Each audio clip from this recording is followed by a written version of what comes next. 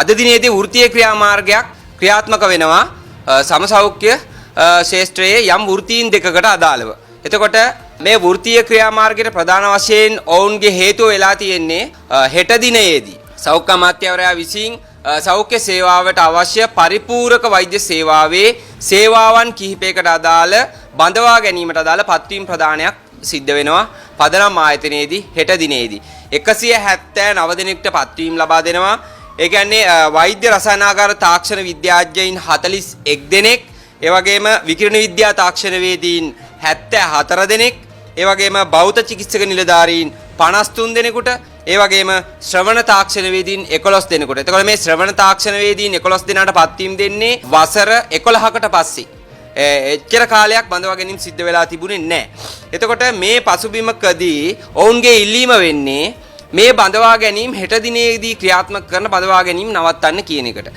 ඒකට ප්‍රධාන හේතුව වෙලා තියෙන්නේ බඳවා ගැනීමේ ක්‍රමවේදය ඔවුන්ට අනුව මේක වෙනස් විය යුතුයි. බඳවා ගැනීමේ ක්‍රමවේදය වෙනස් කරන තුරු මේ බඳවා ගැනීම නවත්තන්න කියන එක තමයි ඔවුන්ගේ ඉල්ලීම. අපි දන්නවා රාජ්‍ය සේවයට බඳවා ගැනීම සඳහා නිශ්චිත ක්‍රියාපටිපාටියක් තියෙනවා. එතකොට හැම වෘත්තියකට අදාළවම බඳවා ගැනීමේ පටිපාටියක් සේවා ව්‍යවස්ථාවක් තියෙනවා සමහර වෘත්තීන්ට.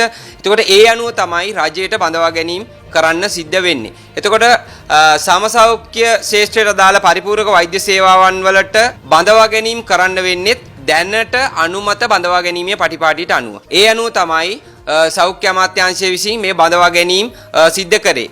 පහුගියදා ඒකට අදාළව තරඟ විභාගයක් පැවැත්වුණා. ඒ තරඟ විභාගය සඳහා රජයේ විශ්වවිද්‍යාල වලින් නියෝජනය කරන්නේ ශිෂ්‍යයන්ට මේ සඳහා පෙනී හිටීම වැළැක්වීම සඳහා ඒ අදාළ ශිෂ්‍ය සංගම් විසින් කටයුතු කරලා තිබුණා. ඒ වගේම තමයි අද දිනේදී මේ වෘත්තීය ක්‍රියාමාර්ගය සඳහා මුල් වෙලා තියෙන සමහර වෘත්තීය සමිතියින් ඒ මොහොතේදී ඔවුන්ට බලපෑම් කරා ඕගොල්ලෝ මේ තරඟ විභාගයට ගිහිලා ආවට වැඩක් නැහැ. අපි ඔබලාට අවශ්‍ය පුහුණුව ලබා දෙන්නේ නැහැ කියන එක ඔවුන් පැහැදිලිවම ප්‍රකාශ කරා. ඒතකොට ඒ ආකාරයෙන් බලපෑම් කරලා රජයේ විශ්වවිද්‍යාල වලින් බිහිවෙච්ච උපාධිධාරීන් මේ තරඟය සඳහා ඉදිරිපත් වෙන එක ඔවුන් වැළැක්වුවා. නමුත් සෞඛ්‍ය අමාත්‍යාංශය විසින් ඒ ගැසට් කරපු ගැසට් එකට අනුව ඒ බඳවා ගැනීම ඒ පිළිවෙලට කරගෙන ගියා. ඒ අනුව තමයි තරඟ විභාගයට පෙනී හිඳපු සිසුන් සම්මුඛ පරීක්ෂණ සඳහා කැඳවලා ඔවුන්ට අදාළ පත්වීම් ලිපි ලබා දීම සඳහා හෙට දිනේදී සිද්ධ වෙන්නේ මේ පුහුණුවට බඳවා ගැනීම සඳහා. එතකොට අපි දන්නවා ඊළඟ තව දුරටත් MLT ලා එහෙම නැත්නම් වෛද්‍ය රසායනාගාර තාක්ෂණ විද්‍යාඥයින් 245කට පුරප්පාඩු තියෙනවා සෞඛ්‍ය අමාත්‍යාංශයේ. ඒ වගේම තමයි බෞද්ධ චිකිත්සක නිලධාරීන් 144 දෙනෙකුට තව දුරටත් පුරප්පාඩු තියෙනවා මේ ශාස්ත්‍රයේ. එතකොට අද දිනේදී මේ වෘත්තීය සමිති ක්‍රියාමාර්ගය කරන්නේ මේ වෛද්‍ය රසායනාගාර තාක්ෂණවේදීන් සහ බෞද්ධ චිකිත්සක නිලධාරීන්. එතකොට ඔවුන්ගේ දැනට බඳව හෙට දිනේදී බඳව ගන්න ප්‍රමාණය 41ක් රසායනාගාර විද්‍යාඥයින්, ඒ වගේම බෞද්ධ චිකිත්සක නිලධාරීන් 53ක්. එතකොට ඔවුන් කියන්නේ මේ බඳවා ගැනීම නවත්තන්න, මේ අනිකුත් බඳවා ගැනීම එක මේක කරන්න කියන එක. එතකොට දැනට තියෙන බඳවා ගැනීම මේ ආකාරයෙන් සිදු කළ යුතුයි. ඒ වගේම තමයි MLT ලා 245යි, ඒ වගේම ෆිසියෝതെරපිස්ට්ලා බඳවා ගන්න ඉන්නේ 144යි. ඉදිරියේදී අනිවාර්යෙන් අපි බඳව ගන්න ඕනේ. ඒ බඳවා ගැනීම ටික සෞඛ්‍ය අමාත්‍යාංශයට කරද්දී මේ එළියේ ඉන්න උපාධිධාරීන්ගෙන් විශාල ප්‍රමාණයක් සේවාව ඇතුළට එනවා. ඒ වගේම තමයි අපි දන්නවා සෞඛ්‍ය අමාත්‍යාංශයේ මේ වන විට කාඩ රිවිෂන් එකක් වෙනවා. ඒ කියන්නේ අනුමත සේවක සංඛ්‍යාව යාවත් කාලින කිරීම සඳහා දත්ත කැඳවමින් යනවා.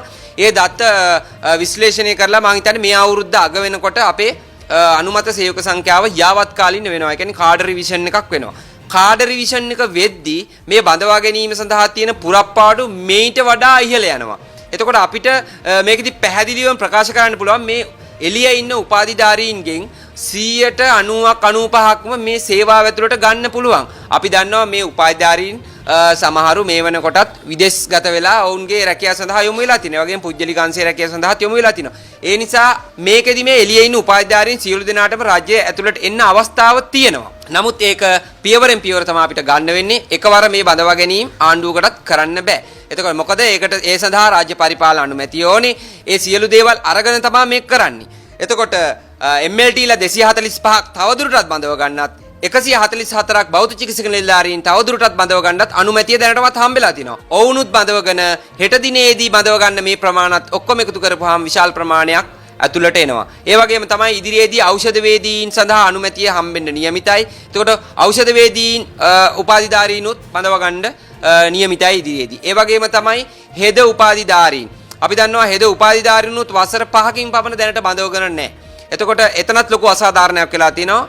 ඔවුනුත් ඉදිරියේදී හෙද විදුවල් සඳහා එකතු කරගන්න අලුත් සිසුන්ට සාපේක්ෂව 125ක ප්‍රමාණයක්, ඒ කියන්නේ හෙද උපාධිධාරීන් 875කට ආසන්න ප්‍රමාණයකට පත්වීම් දෙන්න ඉදිරියේදී කටයුතු කරනවා. ඒ සඳහාත් අවශ්‍ය අනුමැතියන් සහ ආදාළ ක්‍රියාවලියන් මේ වෙනකොටත් සිද්ධ වෙමින් යනවා. එතකොට අද දිනේදී මේ වෘත්තීය ක්‍රියාමාර්ගයේදී ඔවුන්ගේ ඉල්ලීම වෙන්නේ මේ ක්‍රියාදාමය නවත්තලා ඔවුන් කියන දේට අනුව තමයි ආණ්ඩුව කටයුතු කරන්න ඕනේ කියන එක. මම දැක්ක එක වෘත්තීය සමිති නායකයෙක් කීයේ ප්‍රකාශ කරලා තිනවා අපි සෞඛ්‍ය අමාත්‍යවරයාට ප්‍රශ්නෙත් ගෙනාවා. ඒ වගේ මේකට අවශ්‍ය උත්තරෙත් ගෙනත් දුන්නා. ඒකට කැමති නැත්නම් අපි වර්ජනය කරනවා කියලා. ඒ කියන්නේ මෙහෙමයි දැනට බඳවා ගැනීමේ පටිපාටිය අනුව ආණ්ඩුවට රජයට සේවකයෝ බඳව ගන්න වෙලා තියෙනවා. එතකොට ඒක වෙනස් වෙනකන් දැනට තියෙන එකෙන් කරන්න වෙනවා මිසක් ඒක වෙනස් නොකර අපිට මුකුත් කරන්න බෑ.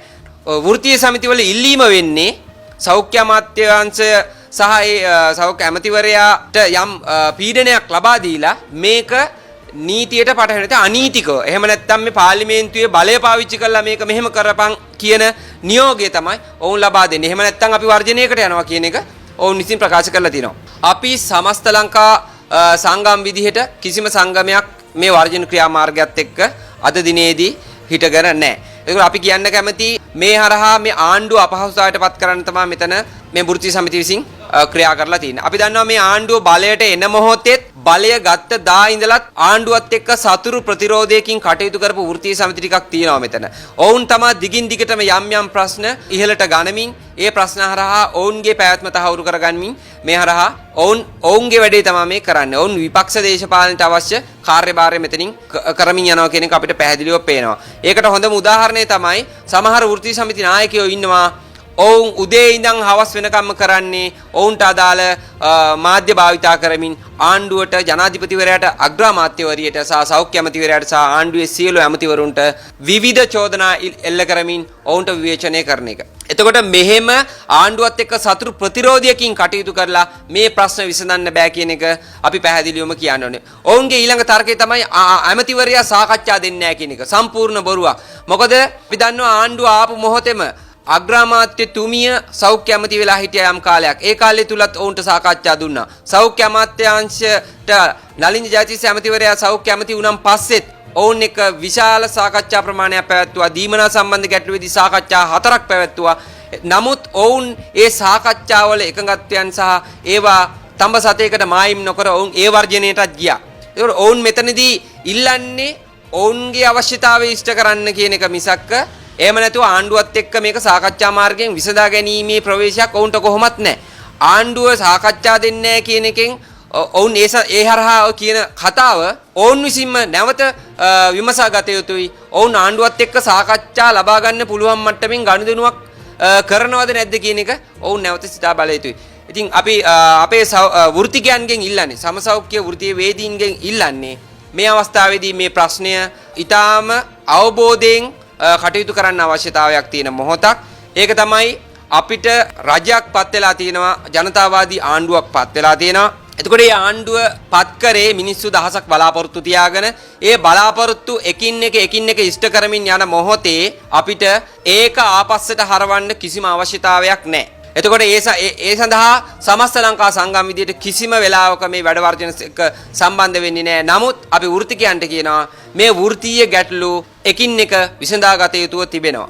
අපි දන්නවා මෙතුවක් කාලයක් තිබ්බ සිස්ටම් එක මොකක්ද කියලා. ඒ සිස්ටම් එකේ තමයි සමහර නිලධාරීන් තාමත් දුවන්නේ. අපි දන්නවා ඒක සෞඛ්‍ය අමාත්‍යාංශයේ නිලධාරීනුත් ඒ වගේ රාජ්‍ය සේවා කොමිසමේ නිලධාරීනුත් මේ වගේ නිලධාරීන් ඉන්නවා තාමත් පරණ යාන්ත්‍රණ යන්නේ. අපි ඒවා වෙනස් කරගත යුතුයි. ඒවා වෙනස් කරලා සියලු වෘත්තීය උපාධිධාරීන්ට සාධාරණත්වයේ ඉෂ්ට කර යුතුයි. ඉතින් ඒ සඳහා අපි අපේ අවශ්‍ය මැදිහත් වීම කරනවා. ඒක නිසා අපි වෘත්තිකයන්ගෙන් ඉල්ලන්නේ මේ ජනතාව අපහසුතාවයට පත් කරන වෘත්තීය ක්‍රියාමාර්ග සමග එක් වෙන්න එපා.